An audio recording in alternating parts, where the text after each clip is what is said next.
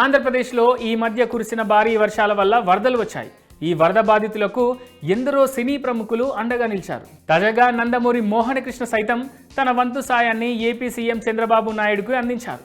ఆంధ్రప్రదేశ్ రాష్ట్రానికి 25 లక్షల విరాళంగా ప్రకటించారు ఈయన.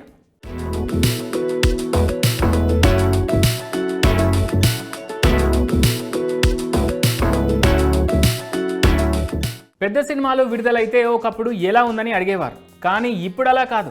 ఓ స్టార్ హీరో సినిమా వస్తుందంటే టికెట్ల రేట్లు ఎంత పెంచారు, ఒక్కో టికెట్పై ఏ రేంజ్ హైక్ ఇచ్చారని అడుగుతున్నారు. తాజాగా దేవరకు ఇదే జరిగింది. దేవరపై ఏపీ ప్రభుత్వం వరాల జల్లు కురిపించింది. టికెట్ రేట్లు భారీగానే పెంచుకునే వెసులుబాటు కల్పించింది. లోయర్ క్లాస్ 60 రూపాయలు, అప్పర్ క్లాస్ 110 రూపాయలు, మల్టీప్లెక్స్లలో అయితే 135 రూపాయలు పెంచుకునే అవకాశం ఇచ్చింది. ఫస్ట్ డే 6 షోలు, రెండో రోజు నుంచి 10వ రోజు అంటే 9 రోజుల పాటు రోజుకు 5 షోలు ప్రదర్శించుకునే అనుమతినిచ్చింది. ఆ మధ్య కల్కి సినిమా పైన ఇదే వరాల జల్లు కురిసింది. అశ్విని దత్ నిర్మించిన కల్కి సినిమాకు భారీగానే టికెట్ రేట్లు పెంచాయి ఇరు రాష్ట్ర ప్రభుత్వాలు.